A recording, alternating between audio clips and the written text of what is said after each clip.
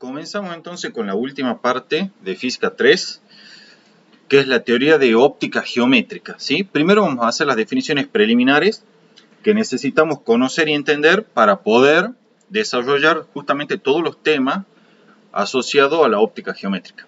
Empecemos con lo sencillo, porque muchas veces cuando uno va a las teorías directamente ya se habla de objeto, de imagen, ¿sí? De foco, pero no se da una definición formal de lo que es cada cosa. Bueno, acá hay al menos unas definiciones que no vamos a decir que son hiperformales, pero por lo menos sientan las bases para comprender el concepto de objeto, imagen y foco, ¿sí?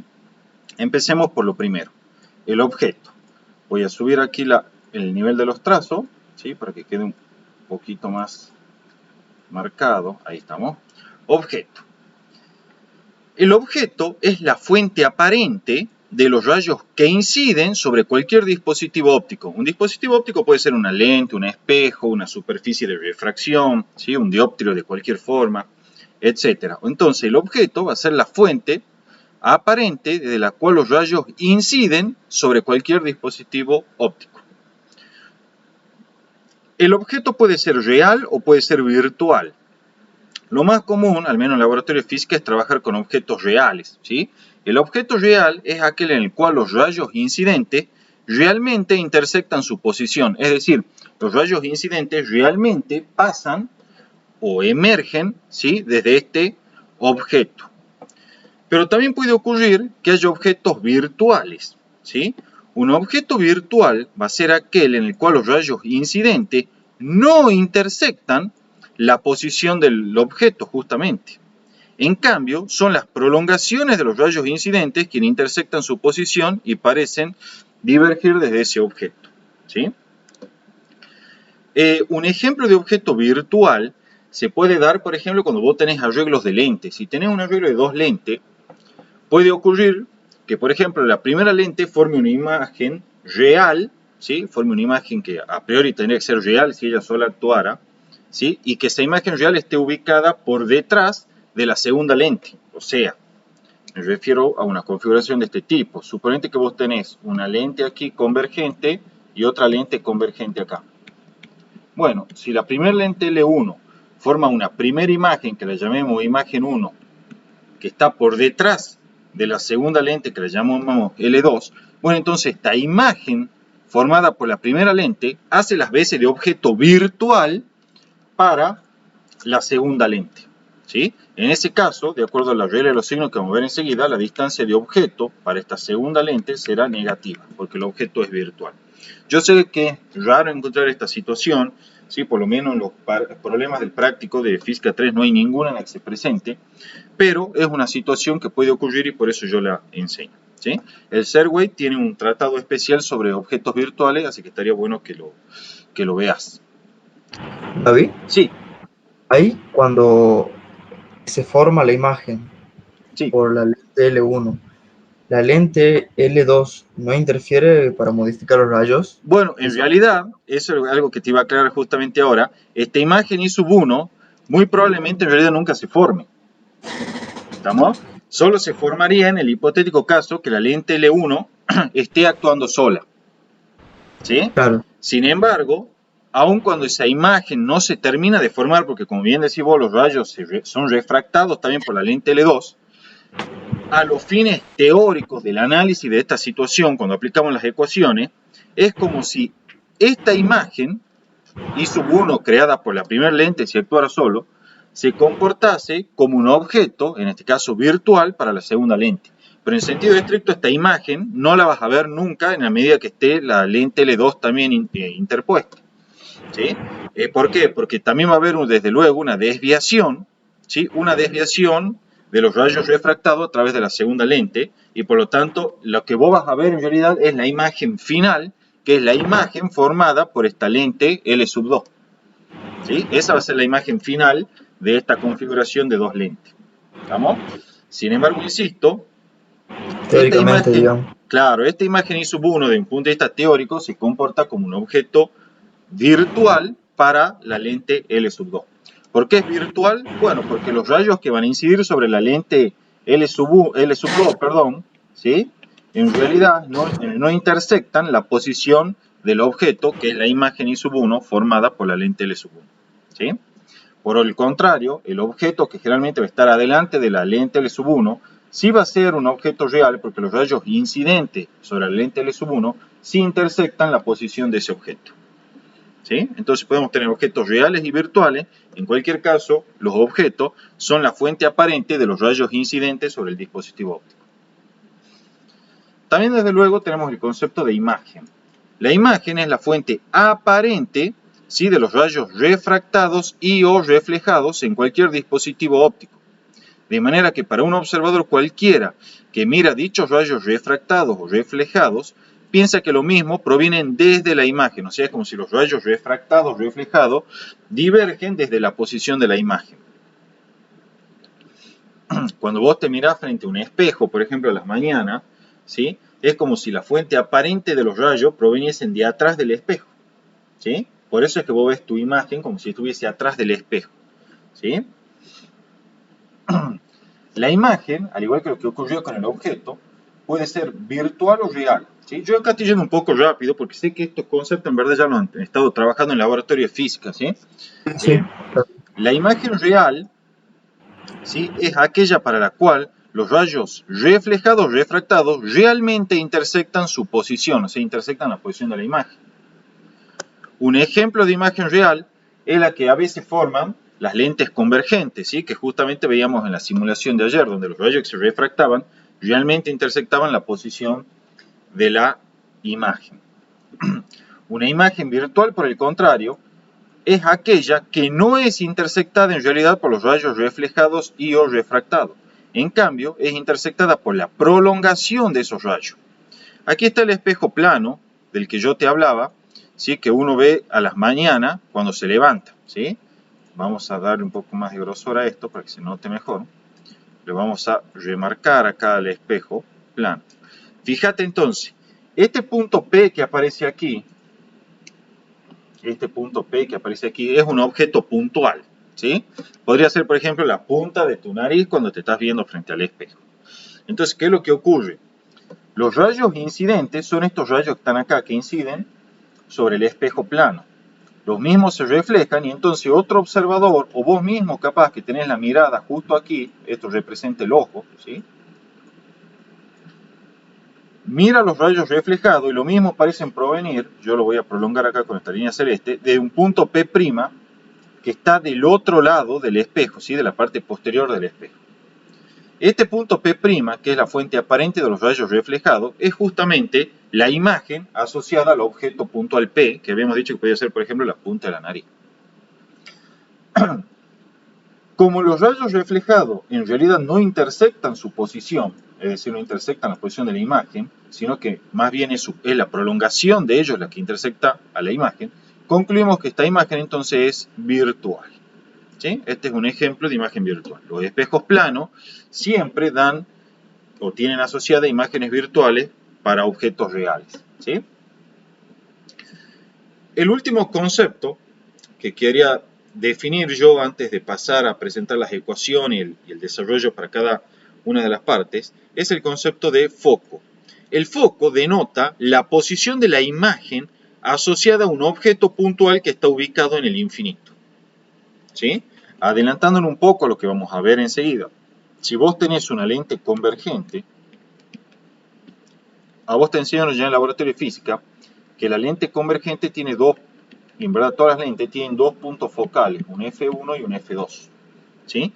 Yo ahora te dije, bueno, el punto focal denota la posición de una imagen puntual asociada a un objeto en el infinito.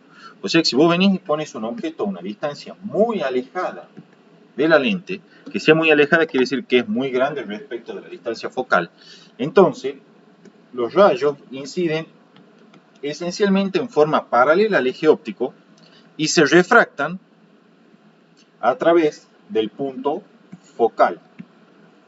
De manera tal que la imagen asociada a este objeto que está ubicado en el infinito viene ubicada justamente en el punto focal de la lente.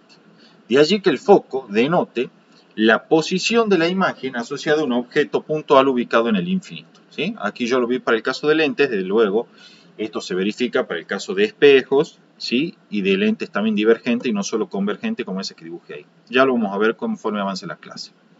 Entonces, en ese contexto, la distancia focal es la distancia imagen asociada al foco.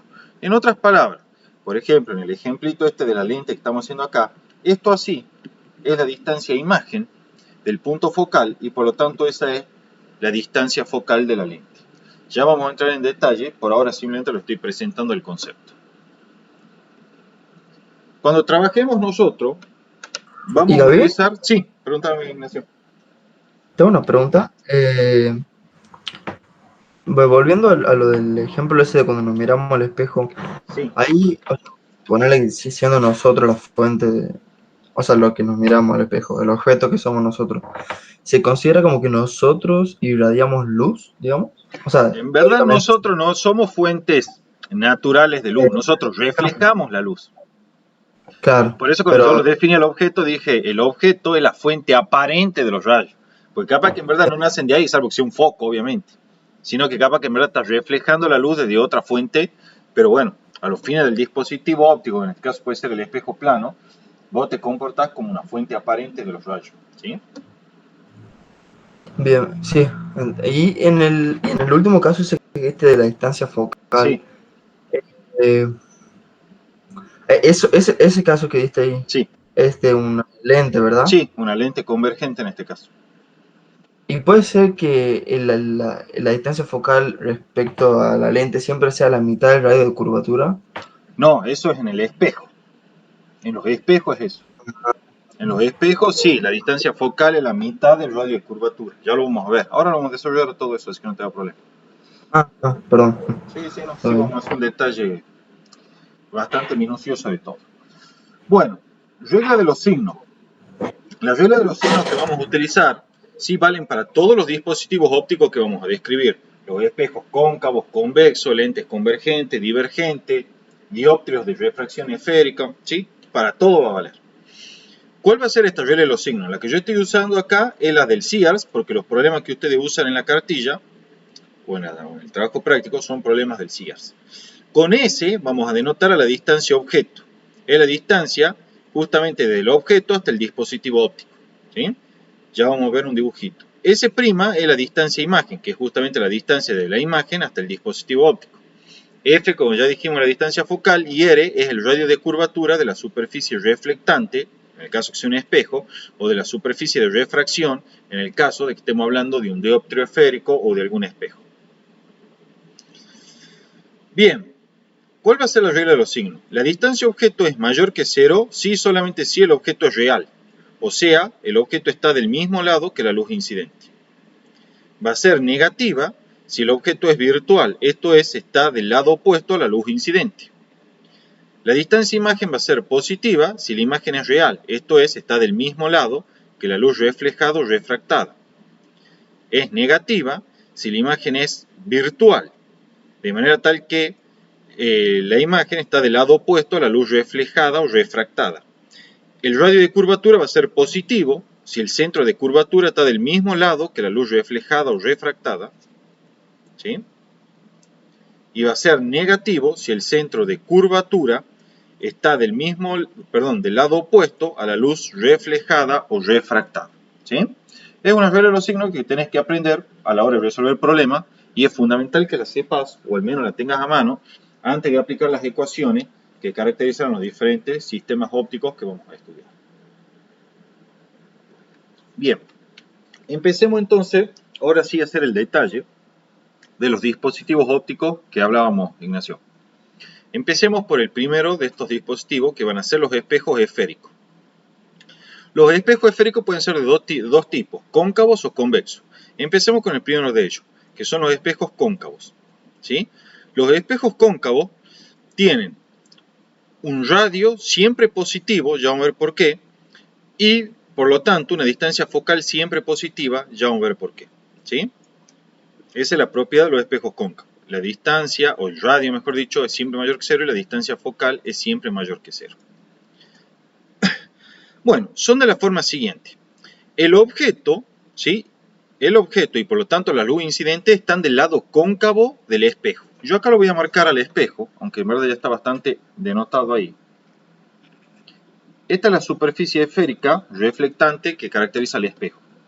En un espejo cóncavo, el objeto, que está aquí, lo estoy remarcando, se encuentra siempre del lado cóncavo del espejo, ¿sí? O sea, en este caso a la izquierda, como lo vemos. Aquí se ven, lo voy a remarcar, un rayo incidente, ¿sí?, sobre el espejo, y cómo ese rayo, de acuerdo a la ley de reflexión, ¿sí?, se refleja formando un ángulo de reflexión igual al ángulo de incidencia respecto de la normal. ¿Cuáles son los elementos que hay que saber distinguir acá? Desde luego, la distancia objeto es la distancia que se mide desde el objeto hasta el vértice del espejo. ¿Cuál es el vértice del espejo? El vértice del espejo es el punto de intersección, ¿sí?, lo vamos a marcar acá, que existe entre el eje óptico y el espejo. Y ahora si te preguntas cuál es el eje óptico, bueno, el eje óptico, lo vamos a remarcar aquí en celeste, es esta recta que tiene por punto de paso al centro de curvatura de la superficie que constituye el espejo e intersecta normalmente a la superficie del espejo. ¿Sí? Este es el eje óptico. Entonces, la distancia objeto se mide desde el objeto al vértice. El vértice es la intersección entre el eje óptico y la superficie del espejo. Y acá está marcado F, ¿sí?, que es el punto focal del espejo. En otras palabras, un objeto en el infinito va a ser tal que sus rayos reflejados intersectan, ¿sí?, la posición del foco, ya que el foco denota la posición de la imagen asociada a un objeto puntual en el infinito. Ya vamos a ver los dibujitos con detalle. Este es simplemente un esquema de cómo está constituido el espejo. Entonces, tenemos C, que es el centro de curvatura, ¿sí?, de la superficie esférica del espejo. R es el radio de curvatura. Ahora bien, ¿por qué es mayor que 0 siempre en los espejos cóncavos? Fácil, porque en nuestra regla de los signos dijimos que el radio era positivo si el centro de curvatura estaba del mismo lado que la luz reflejada en este caso. Bueno, es evidente que la luz reflejada siempre va a estar, vamos a remarcarla acá, de este lado izquierdo del espejo, ¿sí? O sea, la superficie del espejo delimita dos lugares. Una es esta región izquierda que estoy rayando acá y otra es esta región derecha que estoy rayando acá. Como obviamente el espejo refleja la luz, cuando el rayo incida, la misma se va a reflejar por el lado izquierdo. Como el centro de curvatura está en ese mismo lado izquierdo, entonces el radio es positivo, porque el centro de curvatura está del mismo lado que la luz reflejada. ¿Sí? Entonces, por eso el radio de curvatura es siempre positivo en un espejo cóncavo. F es la distancia focal, ¿sí? Bueno, este simbolito que la flechita arriba denota el objeto y B es el vértice, ¿sí? Algo fundamental. Para rayos paraxiales y solamente para rayos paraxiales, ¿qué son los rayos paraxiales? Seguramente ya lo vieron en el laboratorio. Son aquellos rayos que forman ángulos pequeños con respecto al eje óptico y además están próximos al eje óptico. ¿Sí? O sea, en nuestro espejo, si yo vengo y lo dibujo acá, los rayos paraxiales, ¿sí?, son aquellos rayos que van a formar ángulos muy pequeñitos, son estos ángulos alfa, muy pequeñitos con respecto al eje óptico. Y además van a estar próximos al eje óptico. Bueno, esos son los denominados rayos paraxiales, ¿sí? Bueno, ¿Sabí? ¿sí? No sabes la tranquilidad que me acabo de dar. Me volvía loco, no sabía qué era rayos Ah, bueno, parciales. ahí ya estaba Ahora, aprendiendo. bueno, me han explicado, nunca nos han explicado, han dicho, sí chicos, siempre son los rayos parciales, vos le preguntabas, no te saben explicar eso. Bueno, Me saco un peso. listo, los rayos paraxiales, entonces está bien, yo le estaba explicando de forma somera, porque yo pensaba que en el laboratorio le han hecho más énfasis. Vos vas a tener el eje óptico, ¿sí? Entonces, tal y como te acabo de decir, el rayo paraxial es aquel que forma ángulos pequeños con el eje óptico, ¿sí? O sea, este ángulo alfa es pequeño con el eje óptico, y además están próximos al eje óptico. ¿Por qué hacemos esta última salvedad? Porque si el objeto es extenso, tal vez si vos ya te vas a un rayo que forme un ángulo pequeño con el eje óptico, pero que esté muy alejado del mismo, ¿sí?, ya ese rayo probablemente no tenga un comportamiento de rayo paraxial, ¿sí? ¿Qué significa que no tenga un comportamiento de rayo paraxial? Significa que no va a verificar esta ecuación que caracteriza o relaciona la distancia objeto a la distancia imagen con el radio de curvatura de un espejo, ¿sí? Entonces, fundamental, y entonces hacemos énfasis en esto. Rayos paraxiales son aquellos que forman ángulos pequeños con el eje óptico y además que están próximos al eje óptico. ¿Cuál es la importancia de estos rayos paraxiales? Bueno, En primer lugar, que solo estos rayos paraxiales tienen la propiedad de que al reflejarse en el espejo, intersectan al eje óptico en un mismo punto o al menos en puntos que están muy próximos entre sí, de manera tal que dan una imagen puntual de manera bastante aproximada. Solo estos rayos paraxiales verifican esa propiedad. Los demás rayos que no son paraxiales, es decir, que forman ángulos grandes con respecto al eje óptico o que están muy alejados del eje óptico, tienen un gran inconveniente, y es que cuando se reflejan, ¿sí? Vamos a tratar de dibujarlos acá, y es que estos rayos que son no paraxiales, cuando se reflejan, intersectan al eje óptico en puntos diferentes, ¿sí? Así como yo te estoy mostrando acá. Por ejemplo, esos dos rayos que son no paraxiales, uno intersecta al eje óptico en este punto y el otro en este de acá. Entonces, ¿cuál es el problema que tienen los rayos no paraxiales? Que la distancia imagen no es única, porque cada uno tiene asociado un punto imagen en el eje óptico diferente. Y el efecto que producen en la práctica es que forman una imagen borrosa del objeto. ¿Sí? Forman una imagen borrosa del objeto. Ese emborronamiento, digamos, de la imagen es lo que se conoce como aberración esférica de los espejos esféricos. Y está asociada a los rayos no paraxiales. ¿Sí? Entonces, resumidas cuentas, los rayos paraxiales tienen la propiedad de formar ángulos pequeños y estar próximos al eje óptico. Esos rayos paraxiales, al reflejarse, ¿sí? Forman una imagen puntual, de manera tal que todos los rayos paraxiales se reflejan esencialmente a través del mismo punto en el eje óptico. En realidad digo aproximadamente porque en sentido estricto sí difieren un poquito los puntos en los que intersectan el eje óptico, incluso también estos rayos paraxiales. ¿Sí? No intersectan al eje óptico exactamente en el mismo punto. En sentido estricto no ocurre eso nunca. Sin embargo, en sentido muy aproximado, ¿sí? Si siempre que estos rayos sean paraxiales, se puede considerar a los fines prácticos que intersectan al eje óptico en los mismos puntos. Entonces, tenemos acá un rayo paraxial que se refleja, ¿sí? Intersecta en este punto al eje óptico, y otro rayo paraxial que se refleja va a intersectar a todos los fines prácticos casi en el mismo punto al eje óptico, dando una imagen puntual y nítida del objeto reflejado. Ahora bien, esa imagen puntual o aproximadamente puntual y bastante nítida es una característica solamente y exclusiva de los rayos paraxiales. Los rayos que no son paraxiales intersectan al eje óptico en diferentes puntos, ¿sí? Haciendo que la imagen se vea borrosa, ¿sí? O embarrada, se dice también. Ese efecto es lo que se denomina, o ese fenómeno es lo que se denomina aberración esférica, y se debe a que los rayos no paraxiales intersectan al eje óptico en diferentes puntos, dando diferentes imágenes puntuales, ¿sí? Y dando esa imagen borrosa, ¿sí? Que es característica de las aberraciones esféricas. ¿Y Gaby? Sí. En el caso de que haya un objeto con una cierta altura, como la flecha, Sí. ahí ya no pueden existir rayos En el paraxiales. sentido estricto no van a existir. Pero nosotros a los fines prácticos y teóricos acá vamos a considerar que todos los rayos son paraxiales.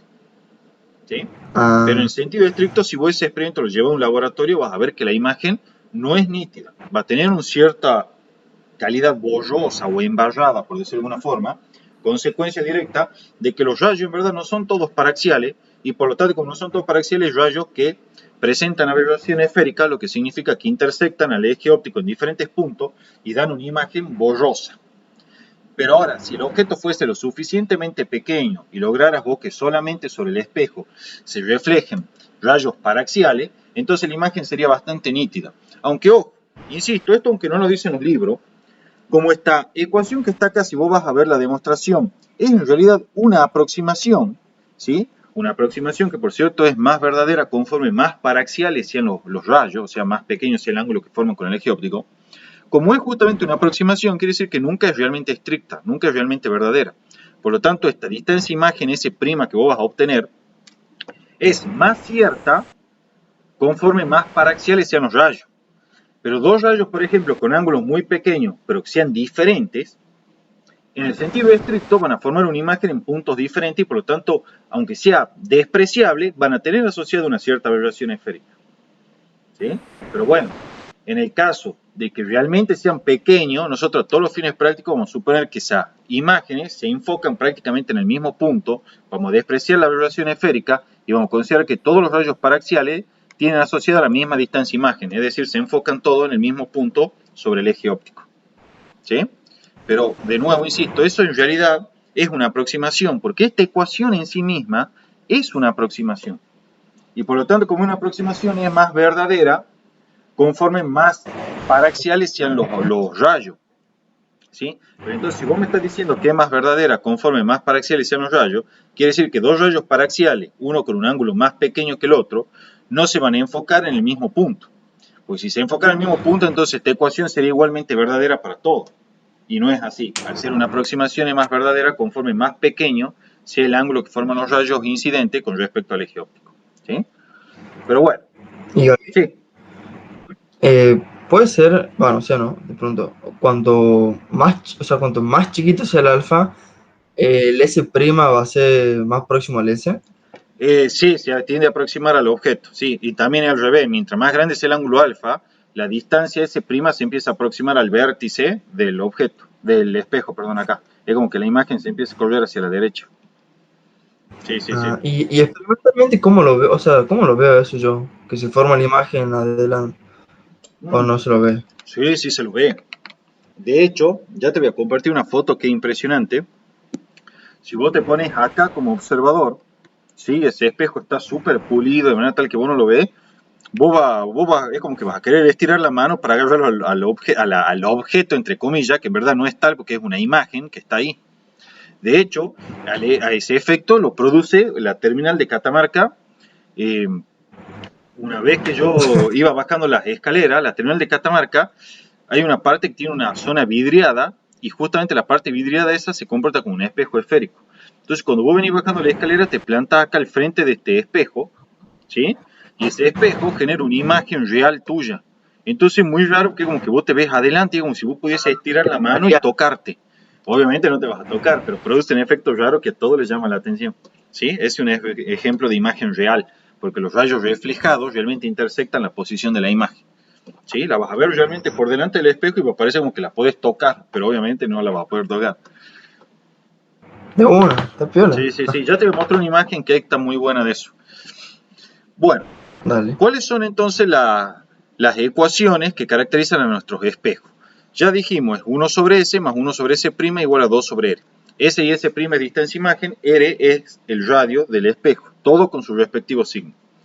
Para un espejo esférico se puede probar que la distancia focal, que era lo que me preguntaba Ignacio, es igual a R sobre 2, ¿sí? La mitad del radio, ¿sí? Del espejo.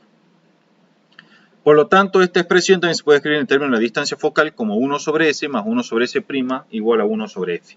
Estas expresiones tienen esa forma solamente bajo la regla de signos que enunciamos al principio, ¿sí? Hay otros libros que usan otra regla de los signos y tienen otra forma de expresar esa ecuación o esa relación, ¿sí? Bien, es importante definir el concepto del aumento lateral, ¿sí? El aumento lateral aparece bastante en los problemas y se denota con la letra M y se define como el cociente I' sobre I, donde I' es la altura de la imagen e I es la altura del objeto. O sea que el aumento lateral es cuántas veces más grande es la imagen con respecto al objeto, ¿sí? Además se cumple para los espejos que M es también igual a menos S' sobre S. Por favor, acá todo va con respectivo signo, ¿sí? Si el objeto está por arriba del eje óptico, entonces el I es positivo. Si está por debajo, el I es negativo. Si la imagen I' está por arriba del eje óptico, entonces el I' es positivo. Si está por debajo, el I' es negativo. Todo acá lleva signo. Acá hay una aclaración importante. Si la magnitud del aumento lateral es mayor que 1, entonces se dice que la imagen es aumentada. Si es menor que 1, la imagen es disminuida. Obvio, porque esto está diciendo que la imagen es más grande o más chica con respecto al objeto. Si el aumento lateral es positivo, la imagen se dice que es derecha. Mientras que si el aumento lateral es negativo, se dice que la imagen es invertida, ¿sí? Acá se puede observar, por ejemplo, acá tenés un objeto, esta es la distancia I, ¿sí? Esa I es positiva en este caso. Y acá tenés, fíjate, una imagen I', ese I' es negativo, ¿sí? Porque está por debajo del eje óptico y es un ejemplo de imagen invertida, ¿sí? Generada por un espejo esférico cóncavo, ¿sí? Bien. Bueno, a continuación, acá está lo que yo te explicaba al principio de la clase. Se van a mostrar cómo los rayos paraxiales provenientes desde un objeto en el infinito se enfocan en el punto focal o foco del espejo al reflejarse. ¿Sí? Como así también se observa que los rayos reflejados desde un objeto que se encuentra en el punto focal emergen paralelos al eje óptico y se dirigen al infinito. Es más fácil verlo que leerlo. Acá tenés, fíjate, cómo los rayos inciden desde un objeto en el infinito, ¿sí? Y se reflejan, si son paraxiales, todos a través del mismo punto, que es el punto focal, que denota la posición de la imagen puntual asociada a un objeto en el infinito. Justamente como el objeto está en el infinito, es que estos rayos inciden todos de forma esencialmente paralelas entre sí. Todos estos rayos se reflejan por el mismo punto focal. También puede ocurrir lo inverso, que es que yo venga y ponga un objeto en el punto focal del espejo esférico, o sea acá. En ese caso, como las trayectorias ópticas son reversibles, algo que vamos a ver en la próxima clase, ¿sí?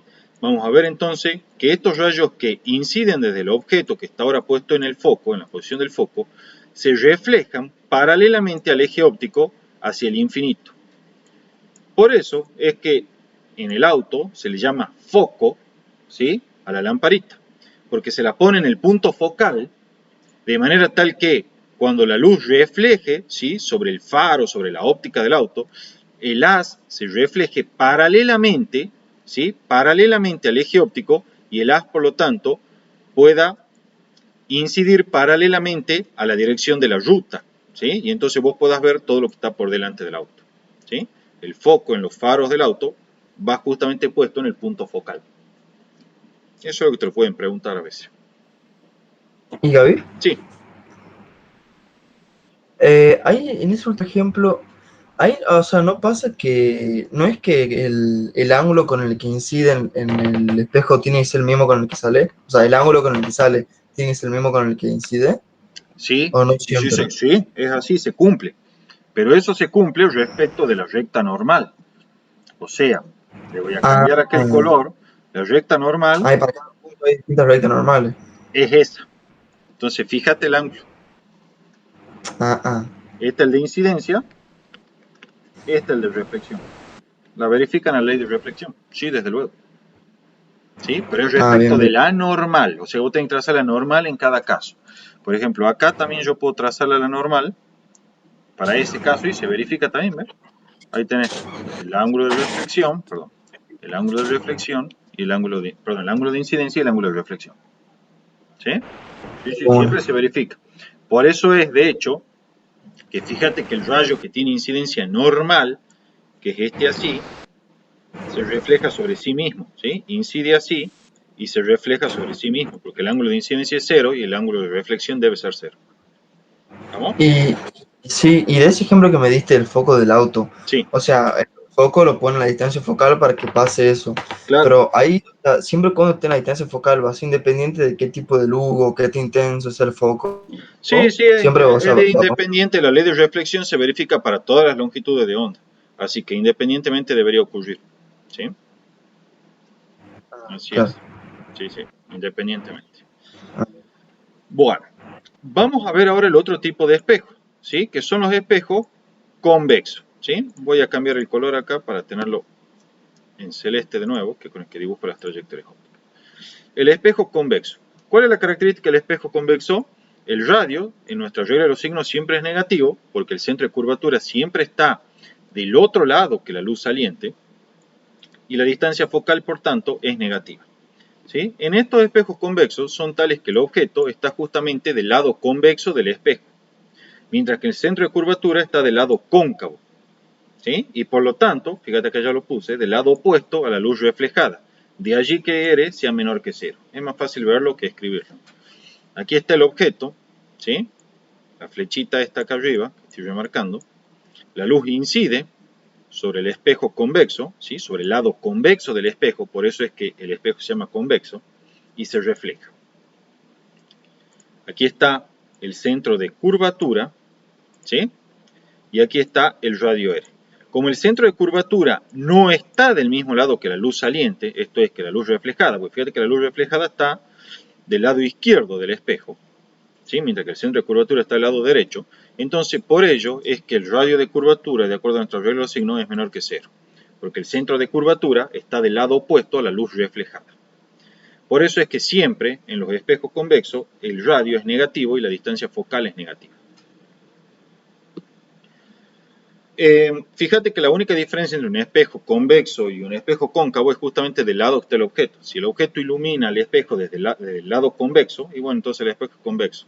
Si lo ilumina hacia su lado cóncavo, bueno, entonces el espejo es cóncavo. Bueno, como siempre ves el vértice, es el centro de curvatura, F es el foco, F minúscula es la distancia focal, eres el radio de curvatura, ¿sí? Eres el radio de curvatura. Y acá tenemos, fíjate marcada la distancia objeto, que es como siempre la distancia que hay desde el objeto al vértice del espejo. El vértice, como siempre, es el punto de intersección entre la superficie del espejo y el eje óptico. De vuelta, solo para rayos paraxiales, es decir, que forman ángulos pequeños con respecto al eje óptico y que no están muy alejados, se verifica esta relación, que es la misma que para el espejo cóncavo, que es 1 sobre S más 1 sobre S' igual a 2 sobre R. O bien 1 sobre S más 1 sobre S' igual a 1 sobre F, donde F es igual a R sobre 2. ¿Sí?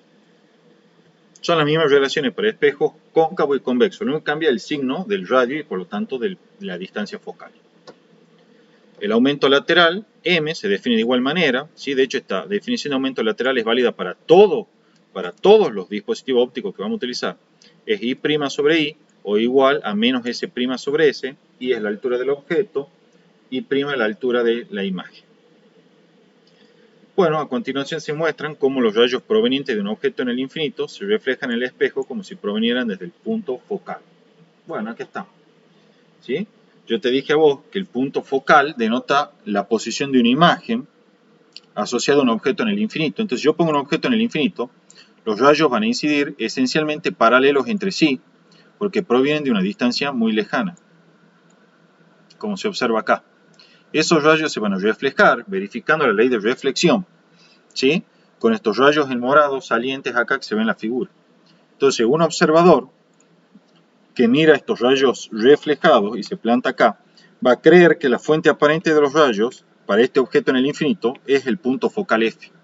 Entonces el punto focal F en un espejo convexo denota la posición de una imagen virtual asociada a un objeto ubicado en el infinito.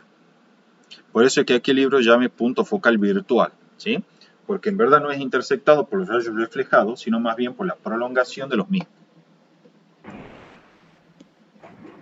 También podemos tener el caso inverso, ¿sí? Y es que si tenemos un objeto de manera tal que los rayos inciden sobre el espejo en una dirección que intersectaría el punto focal del espejo convexo, entonces esos rayos incidentes se reflejan paralelamente al eje óptico, como se observa aquí. ¿Sí? Esas son propiedades que verifican los espejos convexos. Los espejos convexos, sí. Ahí el S', ¿cuál sería? O sea, ¿o dónde se formaría? Acá ese prima todavía no está dibujado porque simplemente marqué el punto focal, digamos. En todo caso, el S' para ese objeto en el infinito sería la misma distancia focal que esta que está marcada acá. ¿Sí? Que esta distancia del vértice a la imagen. Esa es S', que en este caso es la distancia focal, porque es la distancia imagen asociada a un objeto en el infinito. Bueno, acá están, mirá, los espejos cóncavos y los espejos convexos, métodos gráficos. Seguramente esto ya lo sabés del laboratorio, ¿sí? Lo describamos rápidamente a los métodos gráficos, ¿sí? En los métodos gráficos de estos espejos, vos vas a tener lo siguiente. Tenés en primer lugar el objeto aquí indicado. Perdón. Ahí está. Tenés el objeto aquí indicado, ¿sí? Entonces, ¿cómo se trazan o cuál es el método gráfico? Pues el método gráfico es una alternativa al método analítico que implica aplicar la ecuación 1 sobre S más 1 sobre S' igual a 1 sobre F. El método gráfico dice, todo rayo que incide paralelo al eje óptico se refleja a través del punto focal. todo rayo que incide sobre el vértice del espejo se refleja formando el mismo ángulo con el eje óptico que el rayo incidente, desde luego. Todo rayo que incide a través del punto focal se refleja paralelamente al eje óptico. Y todo rayo que incide a través del centro de curvatura, obviamente va a incidir con un ángulo de incidencia 0 y se va a reflejar, por lo tanto, sobre sí mismo. La intersección de todos estos rayos denota la posición de la imagen asociada a ese espejo, ¿sí? Y producida, desde luego, por la reflexión del objeto en ese espejo, ¿sí? En este caso, fíjate, para el caso gráfico que está hecho acá, la imagen formada es una imagen real, porque es intersectada por los rayos reflejados, invertida, porque tiene una I' negativa en el sentido que está por debajo del eje óptico, ¿sí? Y además, en este caso, es de menor tamaño, ¿sí? O sea, disminuida porque tiene una altura I' menor que la altura I del objeto. En este caso, fíjate qué fácil que es ubicar la distancia imagen, vos que me preguntabas. Es esta distancia así, ¿sí? Siempre desde el vértice a la imagen. En un espejo convexo, la regla de los signos, la regla gráfica o el método gráfico es como sigue. Todo rayo que incide paralelo al eje óptico, ¿sí?, se refleja como si proveniese del punto focal del espejo convexo. Un rayo que incide en una dirección que intersecta al centro de curvatura se refleja sobre sí mismo porque, desde luego, tal rayo incidente es un rayo con incidencia normal. Un rayo que incide con dirección al punto focal se refleja paralelo al eje óptico. Y un rayo que incide sobre el vértice con un cierto ángulo de incidencia se reflejará con el mismo ángulo, ¿sí?, respecto al eje óptico, como se muestra en la figura. En cualquier caso, vamos a borrar acá la marcha de los rayos que hicimos.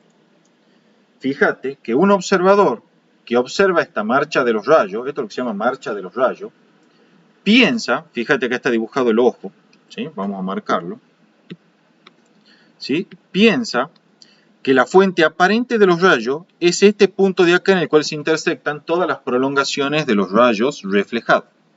De manera tal que en este caso la imagen es virtual porque realmente no es intersectada por los rayos reflejados, ¿sí? Y en este caso dibujado, además de ser virtual, es derecha y de menor tamaño. En este caso, la distancia imagen S' es esta aquí indicada y podemos asegurar que es negativa porque la imagen no está del mismo lado que la luz reflejada. O lo que es lo mismo, porque la imagen es virtual, ¿sí? En este primer caso del espejo cóncavo, la distancia imagen era positiva, porque sí estaba del mismo lado que la luz reflejada. O sea que la imagen era real. ¿Te has entendido hasta acá, Nacho? Sí, sí, te digo que me acuerdo más de lo del colegio que lo del laboratorio, pero De una. es más fácil con el método gráfico. Sí, es más fácil. Generalmente cuando rendís los parciales escritos de física 3, te piden que lo hagas por método analítico y método gráfico, te piden los dos. Y la ventaja de eso es que los verifica un método con el otro, ¿sí? También al final me tomaron un sistema de 2 lentes y me pidieron que haga la marcha de los rayos, tanto gráfica y después que haga el cálculo analítico. Las dos cosas me pedí. Bueno. Un tercer caso de espejo, y que es un caso particular de lo que vimos recién, es el espejo plano. Sí, es un caso particular porque un espejo plano es un espejo esférico con radio infinito. Entonces lo que yo hago es simplemente particularizar la ecuación de espejo esférico para espejo plano. Esto es 1 sobre S más 1 sobre S' igual a 2 sobre R, que es infinito. Esto que está acá tiende a 0, ¿sí? Y entonces la ecuación para espejos planos me quedará 1 sobre S más 1 sobre S' igual a 0. De manera tal que en el espejo plano la distancia focal es infinita y el radio es infinito. Que la distancia focal sea infinita quiere decir que los rayos provenientes de un objeto en el infinito, ¿sí?, forman una imagen virtual en el infinito. El aumento lateral se sigue verificando como I' sobre I igual a menos S' sobre S. Y en el espejo plano siempre se verifica que el aumento lateral es más 1. O sea, el aumento lateral del espejo plano es siempre 1. Esto quiere decir que la imagen siempre es derecha y de igual tamaño que el objeto. Además, si el objeto es real, entonces la imagen siempre es virtual en los espejos planos. La razón es sencilla. Si esta es la ecuación que caracteriza al espejo plano, eso quiere decir entonces que S es igual a menos S' siempre. O sea que el objeto y la imagen, perdón, la distancia objeto y la distancia imagen, tienen un signo opuesto. Por lo tanto, si el objeto es real, es decir, tiene una distancia objeto positiva, eso implica que la distancia imagen es siempre negativa y por lo tanto es virtual. ¿Sí? Por otro lado, el aumento lateral, que es menos S' sobre S, va a ser siempre positivo igual a 1. ¿Por qué? Porque S' y S son de igual magnitud pero signo contrario. Eso quiere decir que ese cociente menos 1 y con el signo menos que ya estaba de antemano se hace positivo. Entonces siempre, para un objeto real, la imagen es virtual, de igual tamaño y derecha. Y se posiciona a una distancia imagen igual en magnitud a la distancia objeto. De hecho, eso es lo que veíamos al principio de todo aquí. Esta es la distancia objeto, esta es la distancia imagen, igual al opuesto de la distancia objeto. Bien, con eso queda entonces explicado todo el concepto, ¿sí?, de espejos. Ahora lo que debemos ver es la refracción en una superficie, ¿sí?, esférica. Esto es lo que a veces se denomina también, según la bibliografía que consulté, le dicen el dioptrio. ¿Sí? Un dioptrio es la interfaz que separa dos medios transparentes a través de los cuales se propaga la luz. ¿Sí?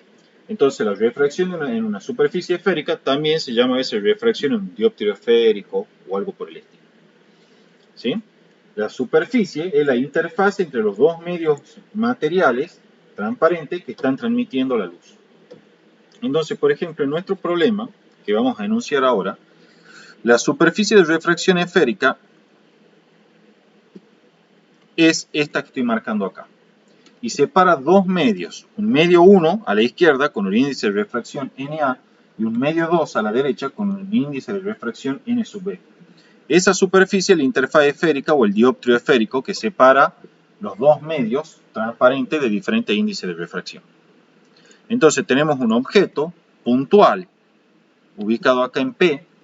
De vuelta tenemos al eje óptico, ¿sí?, como aquel eje que intersecta la posición del objeto puntual e incide normalmente a la superficie esférica de refracción. Tenemos desde luego el centro de curvatura de la interfaz esférica y tenemos a continuación una marcha de los rayos bastante precaria, pero marcha de los rayos al fin, donde se observa el rayo incidente y que de acuerdo a la ley de Snell se refracta, ¿sí?, a través de la segunda superficie con un cierto ángulo que verificará la ley de Snell. ¿Sí? La ley de Snell la vamos a ver con detalle en la próxima clase. En verdad, cuando yo cargue los videos, los voy a cargar de forma ordenada. Yo ahora, por lo que hablamos la otra vez, decidí dar directamente óptica geométrica antes que los conceptos de ley de Snell y de reflexión y refracción. Pero la ley de Snell te dice que este es el ángulo de incidencia, este es el ángulo de refracción. Relaciona esos ángulos de la siguiente forma.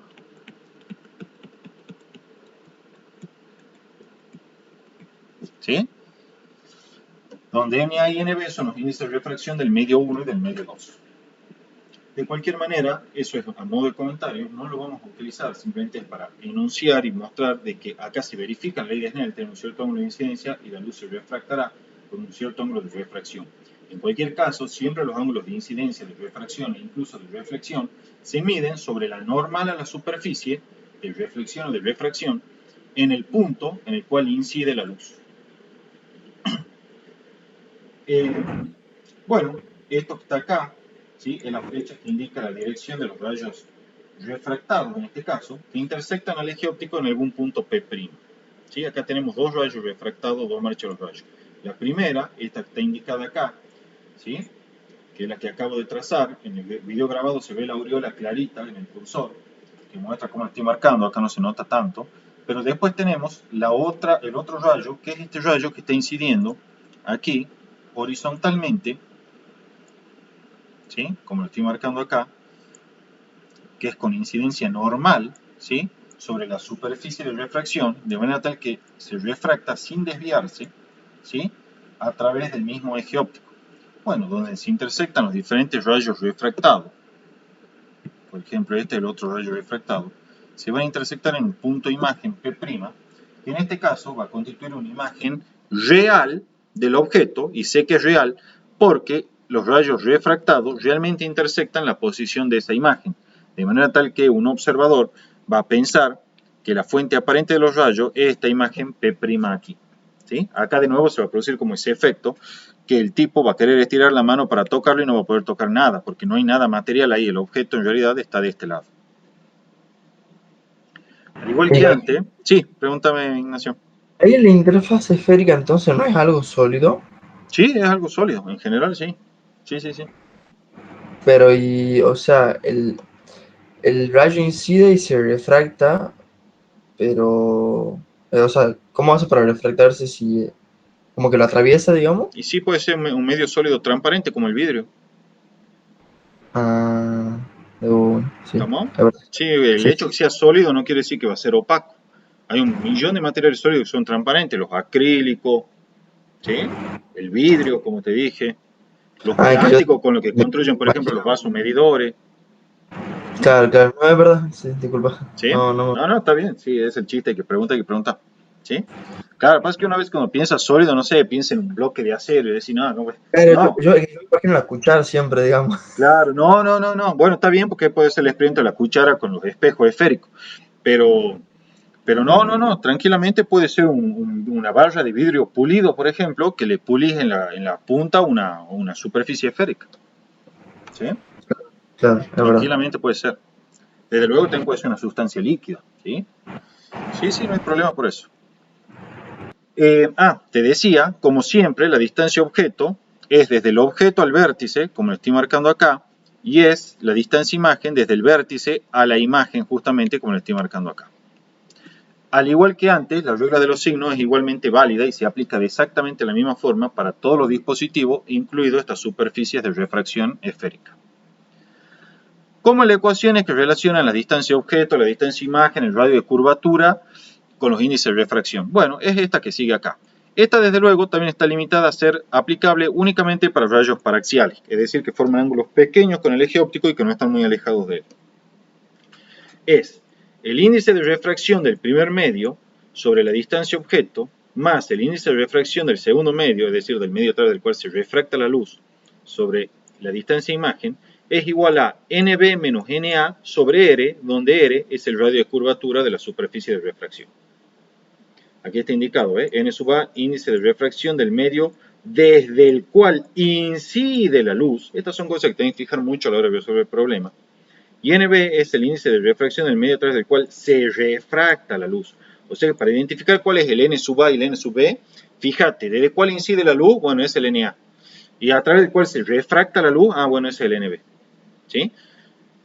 La distancia objeto, la distancia imagen y el radio R van con sus respectivos signos según la regla de signos que vimos al principio de la clase. El aumento lateral, en este caso, para la imagen formada, se define igual que en los casos de los espejos y es I' sobre I. Es decir, es la relación entre la altura de la imagen formada y el objeto. Pero ojo, la expresión alternativa para calcular el aumento lateral ya no es menos S' sobre S, sino que es menos NA por S' sobre NB por S. O sea, está afectada por los índices de refracción. Por lo tanto, el aumento lateral depende de los índices de refracción. ¿Sí? Depende de los índices de refracción. ¿Y Gaby? Sí. SNA o NB es el mismo índice de refracción que veíamos antes Sí, para cuando onda electromagnética, el mismo. Sí, es la relación que existe entre la rapidez con la que se propaga la luz o una onda electromagnética cualquiera en el vacío con respecto a la rapidez con la que se propaga en el medio material al cual estamos calculando el índice de refracción. Y puede ser que, tipo, si hay un ejercicio que me pongo una lente y después me pide que use SN para calcular onda electromagnética, o eso que me lo Sí, puede combine. ser que te hagan algo integrador, que te piden que calcule la rapidez de fase de las ondas, que sea en el segundo material, sí, te lo pueden dar. Si tenés el índice de refracción, el C siempre es el mismo valor, que es la misma para todas las longitudes de onda, y entonces de ahí despeja B. ¿Sí? En el vacío, ¿no es? Sí, exacto. Ah, La o sea, rapidez siempre de fase en el vacío para todas las ondas electromagnéticas de todas las frecuencias es la misma. Es aproximadamente 3,0 por 10 a la 8. Es 1 sobre raíz cuadrada de la permitividad eléctrica del espacio libre sobre la permeabilidad magnética del espacio vacío. Así es. Bueno, bien. eso es todo respecto de la superficie de refracción, pero antes veamos un caso particular. Si la interfaz es plana, esto es la superficie esférica de radio infinito, entonces nuestra expresión anterior, para el caso de R igual a infinito, se reduce a la siguiente. NA sobre S más NB sobre S' igual a 0. ¿Sí? Y en este caso, el aumento lateral, te lo dejo como ejercicio para que lo veas, es siempre mayor, es igual a más 1, perdón. ¿Sí? Lo que indica que si la interfaz, la superficie de interfaz es plana, ¿sí? Entonces la imagen formada para un objeto extenso siempre es derecha de igual tamaño que el objeto. ¿Sí? Siempre es así.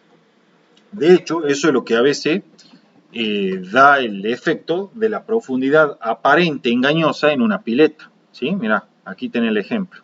Si la superficie de refracción es plana, como se observa acá, porque la interfaz de refracción es esta de acá. O sea, primero identifiquemos cuáles son los medios de refracción. El primer medio es el agua. ¿Sí? Yo ponerle acá tengo el fondo de la pileta. ¿Sí? Lo voy a marcar con otro color. Tengo acá el fondo de la pileta que vendría a ser mi objeto. ¿Sí? El fondo de la pileta que vendría a ser mi objeto. Entonces, ese objeto está en un primer medio que es el agua, que tiene índice de refracción de 1,33.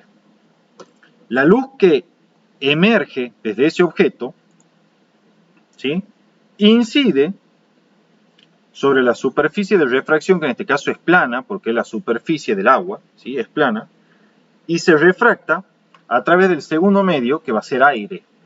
¿Sí? Entonces ya tenemos identificados nuestros dos medios. El primero es desde el cual incide la luz, que es el agua. El segundo a través del cual se refracta la luz, que es el aire. Entonces ya tenemos el NB. Entonces aquí está el observador mirando los rayos refractados.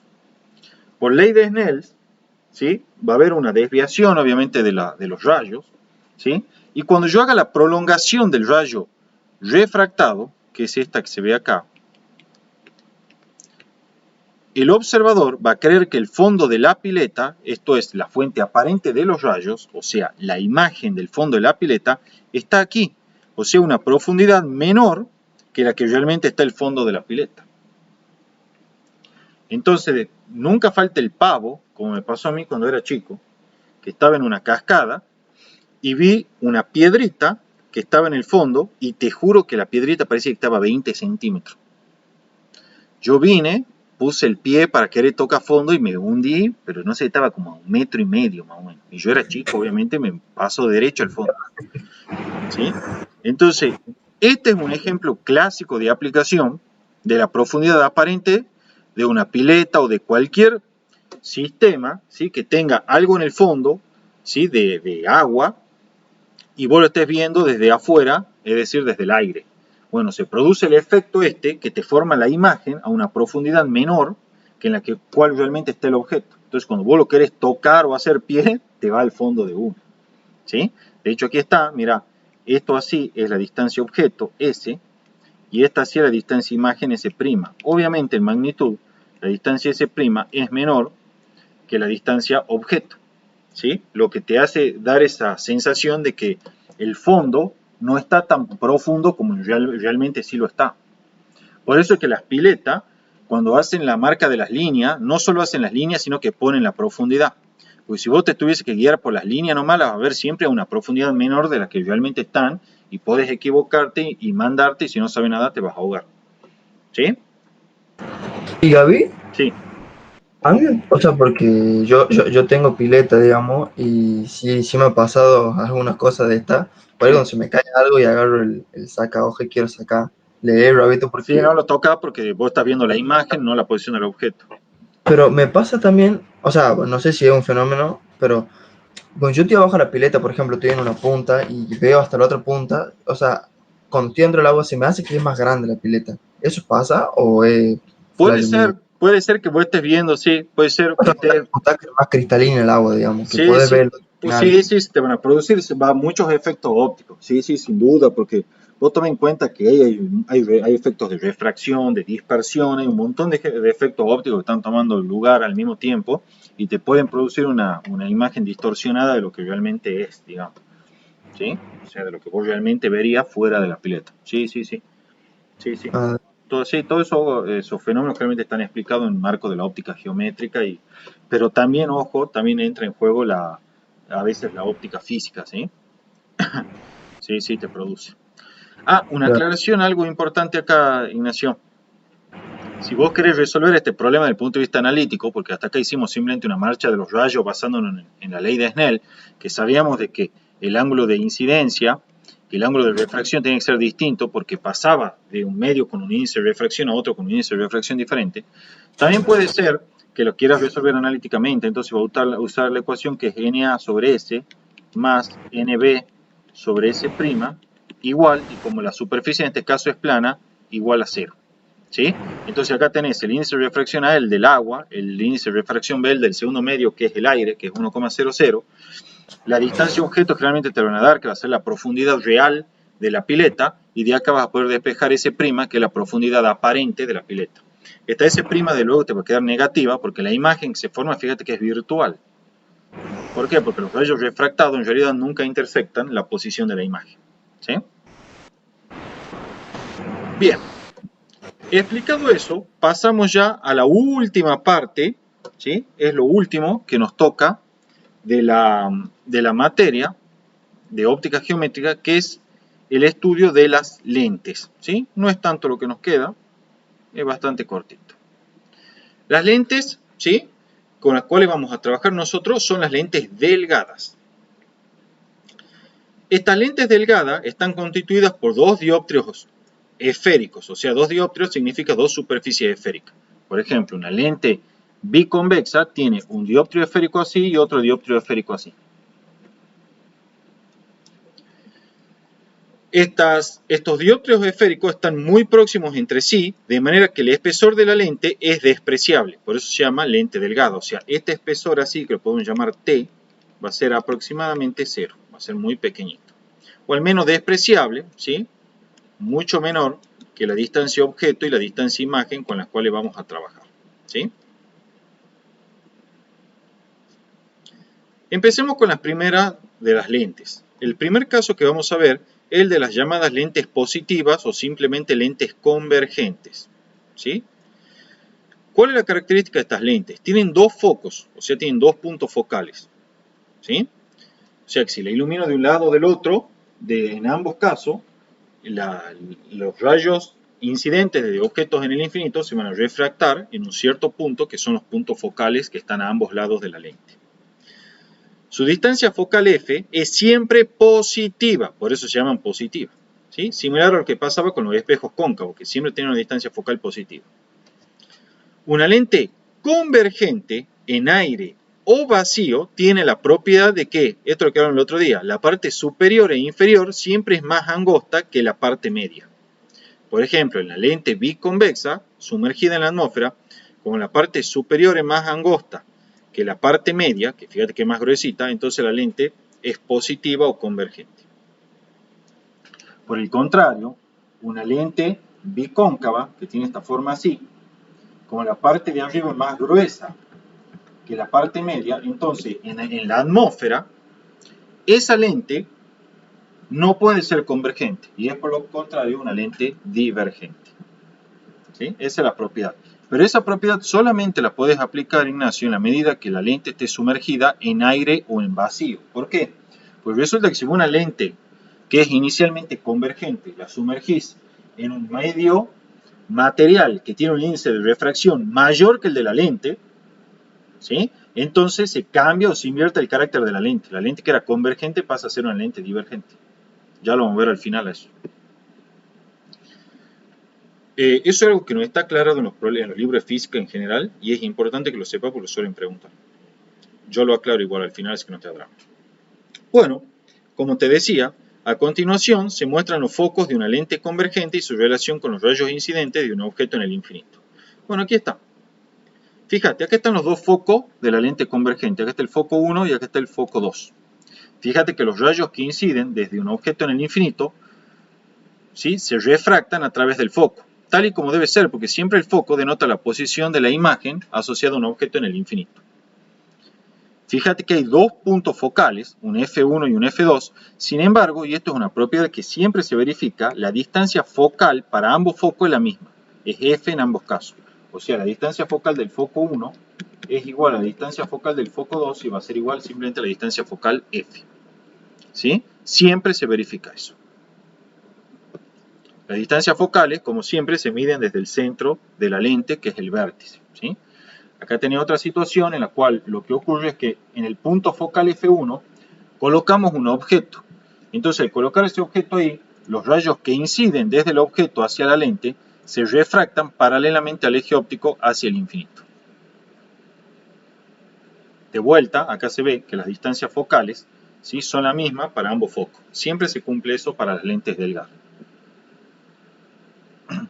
En una lente convergente, ¿sí?, convergente, y siempre que trabajemos con rayos paraxiales, vale que 1 sobre S más 1 sobre S' es igual a 1 sobre F, donde para el caso de lente convergente la distancia focal siempre es positiva. El aumento lateral se sigue definiendo como I' sobre I, y para una lente convergente vale que es también menos S' sobre S. La regla de los signos que usamos para S y S' es la misma que vimos al comienzo de la clase. ¿Sí? Esa vale para todos los dispositivos ópticos. E insisto una vez más, esto no puede nunca ser de otra forma. En una lente convergente siempre la distancia focal es positiva. O sea, si la lente es convergente, sí, solamente sí, la distancia focal es positiva.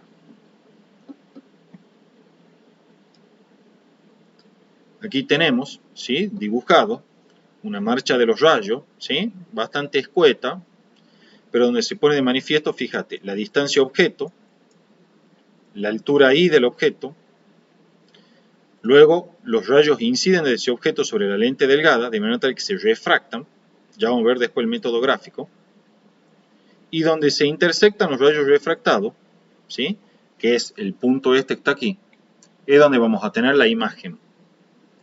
Esa imagen es la fuente aparente de los rayos por un observador que la está mirando, y es una imagen en este caso real e invertida. ¿Por qué es real? Porque realmente los rayos refractados intersectan su posición, y es invertida porque está pata para arriba respecto del objeto. La distancia imagen, desde luego, es la distancia que hay desde el vértice de la lente al punto en el cual se está formando la imagen. De vuelta, se ve que las distancias focales son las mismas para ambos focos y son, obviamente, la distancia que hay desde el lente, desde el origen o el vértice de la lente a los puntos focales. ¿Y Gaby? Sí. ¿Puede ser que se cumple como la misma ley del método gráfico que para la... Ahora lo vamos a ver, sí, bastante parecido. Bastante parecido. Digo porque, o sea, justo he visto que uno iba paralelo y después Sí, pasaba por el foco. sí, pasa por el foco. Son bastante parecidos. Ya vamos a ver ahora al final el método gráfico. Okay. Otro tipo de lente son las lentes divergentes o también llamadas negativas. Al igual que antes, tienen dos focos, ¿sí?, están caracterizadas por dos focos, de manera tal que si la ilumino de un lado o del otro, de un objeto muy distante, en ambos casos los rayos refractados se van a intersectar en un punto, que son los puntos focales. La distancia focal en una lente divergente siempre es negativa, es decir, la lente es divergente si solamente si la distancia focal es negativa. Y una lente divergente en aire o en vacío tiene siempre la parte superior e inferior más ancha que la parte media. Por eso yo te decía que la lente bicóncava, que es así, cuando está sumergida en aire o en el vacío, es una lente que tiene un comportamiento divergente, lo que implica que su distancia focal es negativa. Pero ojo, ya vamos a ver enseguida que si yo esa misma lente divergente la sumerjo en un medio que tiene un índice de refracción mayor que el índice de refracción del material con el cual está construida la lente, bueno, esa lente que antes era divergente ahora es convergente y por lo tanto tiene asociada una distancia focal positiva. O sea que no siempre las lentes bicóncavas van a ser divergentes y van a tener siempre distancia focal negativa. Puede ser que tengan distancia focal positiva si están sumergidas en un medio que tiene mayor índice de refracción que el del material del cual está construida la lente. ¿Sí? Bueno, a continuación también vamos a mostrar, ¿sí?, la relación entre los rayos refractados e incidentes y los puntos focales. Aquí se observa, ¿sí?, la lente divergente es una lente bicóncava, suponiendo que está sumergida en la atmósfera o en el vacío. ¿Sí? Los rayos que inciden desde un objeto lejano, ubicado en el infinito, se refractan como si provenieran de un punto focal, que es justamente el foco de la izquierda, que lo llamamos foco número 2.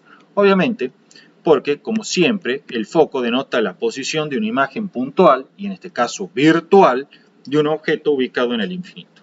Es decir, un observador aquí, como lo dibujé, piensa que la fuente aparente de los rayos es este foco virtual que está ahí indicado.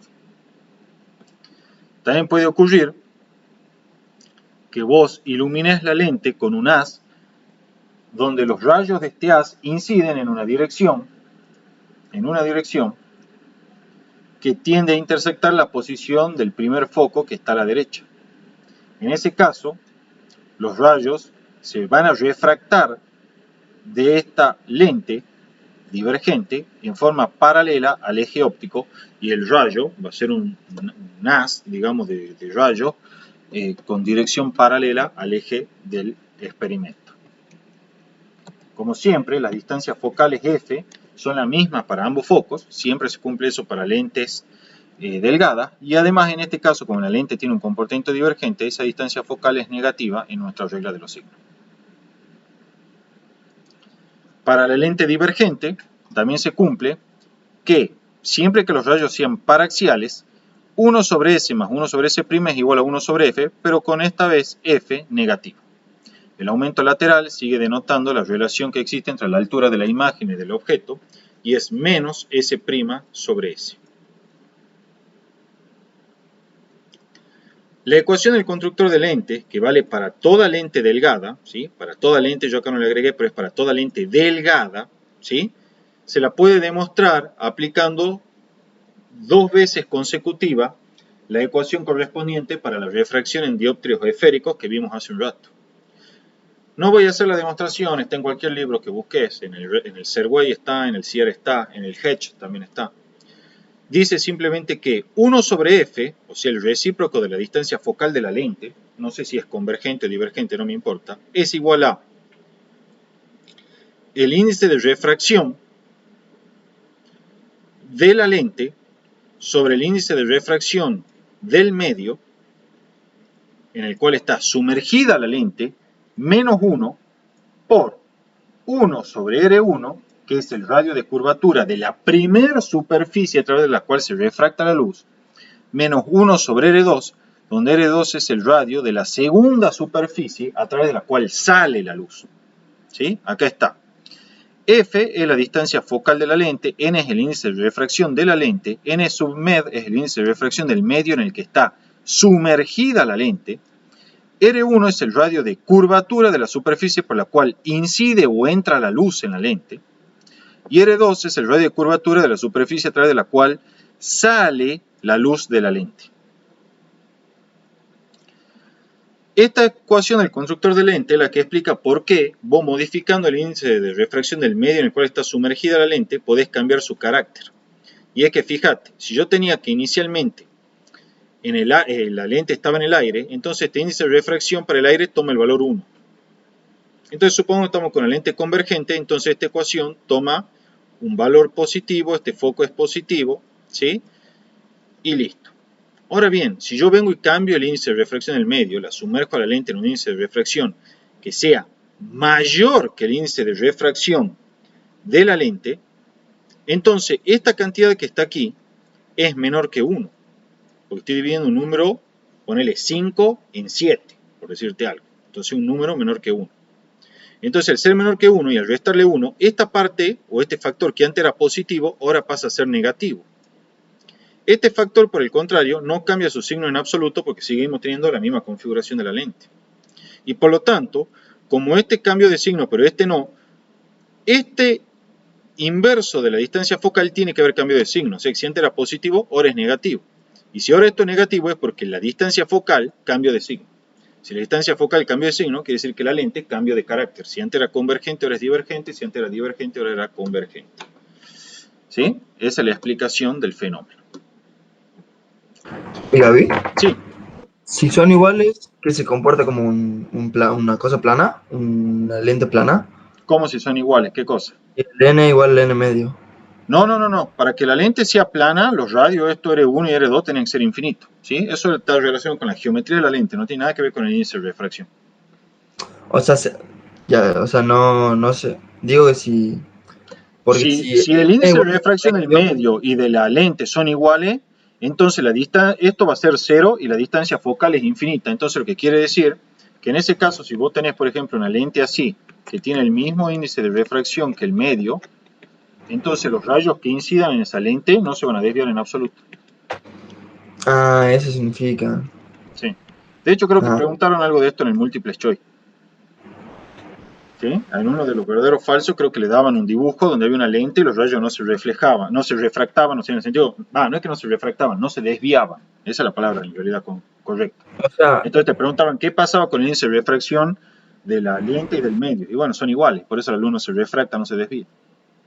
¿Sí? la lente físicamente no cambia, sino No cambia. que el efecto que causa sería. Claro, el efecto de causa cambia. ¿Sí? Ah, Si son iguales el índice de refracción de la lente y del medio, entonces no se desvían los rayos. Es como si la lente no estuviese. qué bueno, está bueno. ¿Estamos? Sí. Bueno. Acá hay un esquemita, ¿sí?, de cómo aplicar la ecuación del constructor de lente. Fíjate como yo te decía. Si vos lo pones al objeto acá, entonces, ¿cuál es la superficie sobre la cual incide la luz? Es esta de acá. Es la primera superficie a través de la cual incide la luz. Entonces, esta superficie es la que tiene, justamente como dice aquel libro, el radio R1. Ahora, ¿cuál es la superficie a través de la cual sale la luz? Bueno, vengo acá y miro acá, dibujo ahí la partecita de la luz saliente. ¿A través de cuál superficie está saliendo? Y bueno, a través de esta. Entonces, esta superficie es la superficie R2 y esta es la que tiene el radio R2. Entonces, cuidado, porque yo sé que a veces ustedes están tentados a decir todo lo que tenga su índice 1 tiene que estar a la izquierda y todo lo que tenga su índice 2 está a la derecha. No. Yo estaba pensando eso. Claro, no. Se tienen que fijar en cuál incide o en cuál pega primero la luz. En esta de acá, lo marca el puntito. Ah, bueno, entonces esta de acá es la primera superficie, entonces tiene este radio R1. ¿Cuál es la superficie a través de la cual sale? Bueno, te venía la luz saliente, dibuja o te planta en cualquier rayo saliente, acá por ejemplo, y marca el puntito. Ese puntito, ¿a qué superficie pertenece? A esta de acá. Ah, bueno, entonces está saliendo a través de esa superficie, listo, entonces esa es R2. Mucho cuidado con eso. ¿Sí? Desde luego, los radios R1 y R2, en la ecuación del constructor de lente, tienen que ir con los signos dados por la regla de los signos. Por ejemplo, acá, como el radio R2 no está del mismo lado que la luz saliente, este radio R2 es negativo. Porque la luz saliente está acá, de la derecha. ¿Sí?